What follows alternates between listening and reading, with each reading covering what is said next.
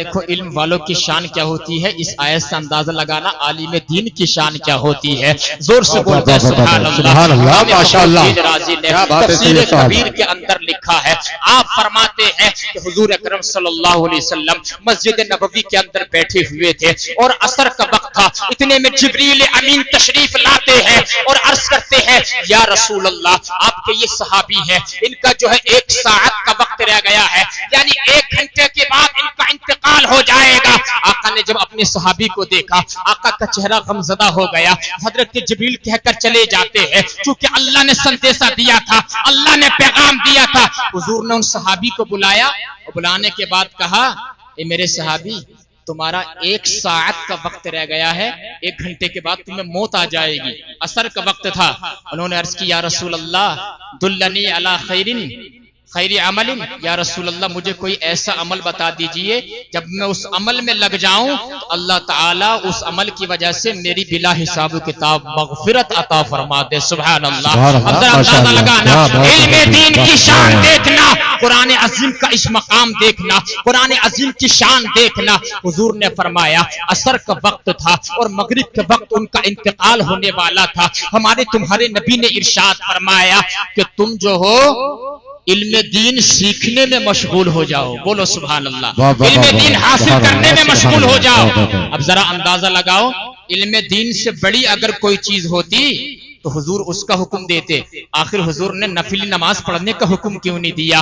آخر حضور نے خیرات کرنے کا حکم کیوں نہیں دیا؟ حضور جانتے تھے کہ علم جو ہے ایک طاقت کا نام ہے، علم پاور کا نام ہے۔ کتابوں کے اندر لکھا ہے علیکم بالعلم فإن العلم قوۃ، تم پر علم دین حاصل کرنا ضروری ہے۔ علم جو ہے طاقت کا نام ہے، علم پاور کا نام ہے۔ اگر علم سے افضل کوئی چیز ہوتی تو حضور انہیں جو ہے اس چیز کی حاصل کرنے کا حکم دیتے۔ پتہ چلا حضور نے جو انہیں علم دین حاصل کرنے کا حکم دیا ہے تو حضور کی نظروں میں علم سے بڑی کوئی چیز نہیں ہے۔ سبحان اللہ۔ یہی مدرسے ہیں، ان مدرسوں کے اندر علم دین سکھایا جاتا ہے، تمہارے بچوں کے سینے میں قرآن کریم موجزن کیا جاتا ہے، حدیث رسول پڑھائی جاتی ہے۔ جب حدیث رسول پڑھائی جاتی ہے ہماری زندگی بھی خوشگوار ہو جاتی ہے اور انشاءاللہ آخرت بھی سرسبز و شاداب ہو جائے گی۔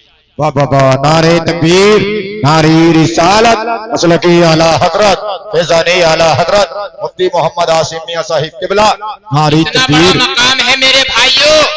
اگر کوئی علم دین سیکھ رہا ہو نا، ادھر والوں کی بات سمجھ میں آ رہی ہے؟ اچھا بول دے محبت سے سبحان اللہ۔ سنتے سنتے سن تو نہیں ہوئے ہیں؟ بولیے یا رسول اللہ۔ اصل میں اس لیے بلوا رہا ہوں کہ آپ کو نیند نہ آ جائے۔ اچھا ویسے تو ہمیں توفیق ملتی نہیں ہے، چوراہوں پہ کھڑے ہو کے غیبت کرنا، چغل خوری کرنا، بد زبانی کرنا، گالی گلوچ کرنا، فحش کلامی کرنا، کبھی امام صاحب کی غیبت، کبھی عالم صاحب کی غیبت، کبھی پیر صاحب کی غیبت، کبھی سید صاحب کی غیبت، کبھی فلاں کی، کبھی فلاں کی۔ ہم ان چیزوں میں لگے رہتے ہیں۔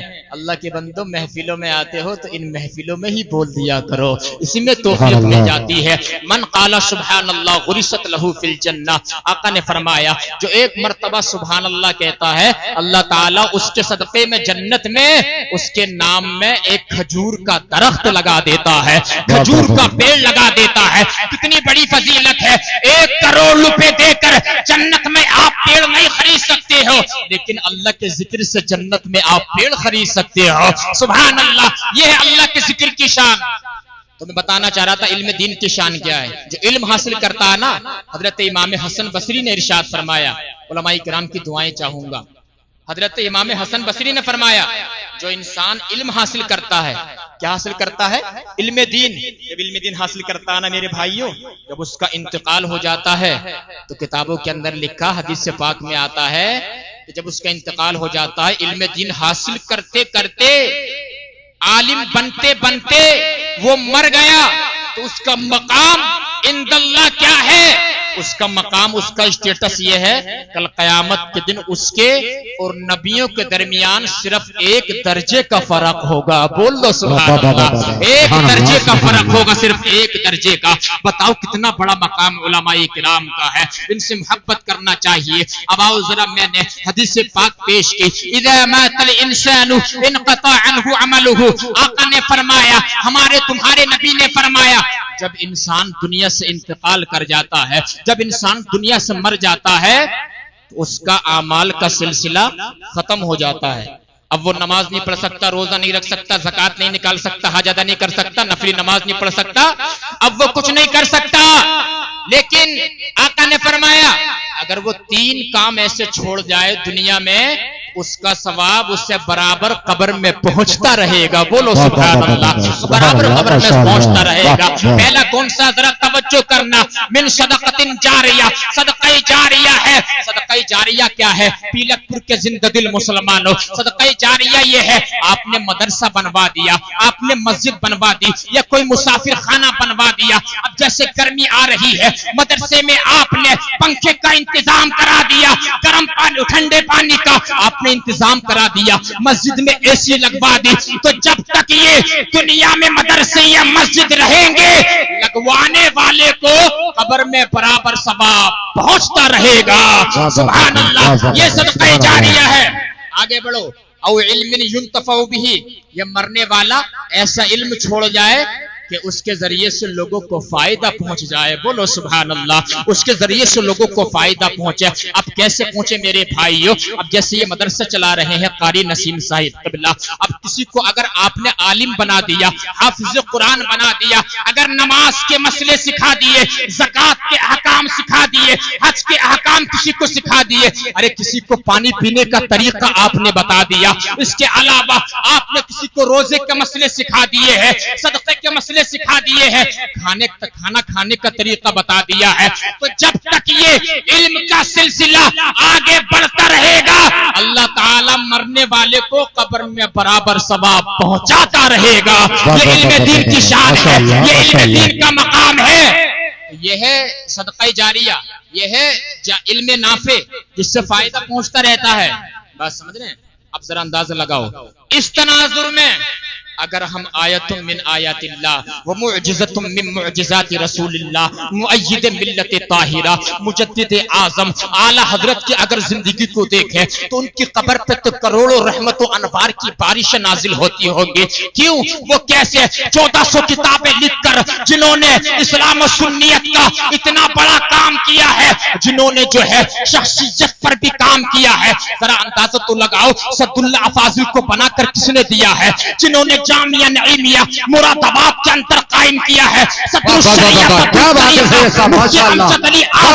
جنہوں نے بہار شریعت اتنا بڑا انسائکلوپیڈیا ہمیں دیا ہے، مناظر اہل سنت علامہ مفتی حشمت علی خان صاحب جنہوں نے وہابیہ دنائے دیابنہ سے مناظرے کر کر کے اسلام و سنیت کو فروغ دیا ہے. تو بتاؤ ذرا یہ اتنی شخصیتیں ہمیں کس نے عطا کی ہے؟ تو کہنا پڑے گا یہ کوئی اور نہیں بلکہ بریلی کا تاجدار اعلی حضرت کی دین ہے. ودا نعرے تکبیر، بلند بادشاہ ٹکر نعرہ لگائے نعرے تکبیر، نعرہ رسالت، مسلک اعلی حضرت، فیضان اعلی حضرت مفتی سید عاصم میاں صاحب قبلہ، جشن دستار بندی، نعرہ تکبیر، نعرہ رسالت. ارے ہمارے امام نے فتاوی رضویہ شریف کیا بات ہے ماشاءاللہ، میڈیا سنیوں کے ہاتھ میں عطا دیا ہے. سبحان اللہ. ذرا اندازہ تو لگاؤ ان کی قبر پہ تو کروڑوں رحمت و انوار کی بارشیں نازل ہوتی ہوں گی. اندازہ تو لگاؤ ذرا امام اہل سنت فاضل بریلوی نے کتنا بڑا کام کیا ہے. اور وہ ہم ہیں ٹی ٹی ایس ٹناٹن سنی، اور وہ ہمارے سنیوں کے امام ہیں. بولو یار سبحان اللہ. اعلیٰ حضرت کے نام پہ نہیں بولو گے تو پھر کس کے نام پہ بولو گے؟ سبحان اللہ. اندازہ لگاؤ یہ مدرسے ہیں.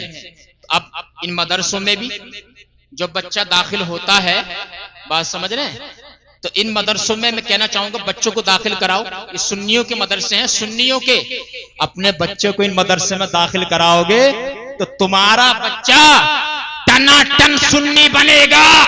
اور اگر غیروں کے مدرسے میں داخل کراؤ گے تو میرے بھائیوں وہ صلح کلی بن سکتا ہے، وہ وہابیت دیوبندی بن سکتا ہے. اللہ اکبر کبیرہ. یہ اہل سنت کے مدارس ہیں، ان میں اپنے بچوں کو داخل کراؤ. قسم خدا کی جب بچے ان مدرسوں میں آئیں گے اور اہل سنت کے عقائد کو دیکھیں گے، معمولات اہل سنت کو دیکھیں گے، تو یقین مانیے من مدرسوں سے مسلک اعلی حضرت کے سچے مبلغ بن کر نکلیں گے اور تعلیمات اعلی حضرت کو ہر جگہ عام کرتے ہوئے نظر آئیں گے. سبحان اللہ.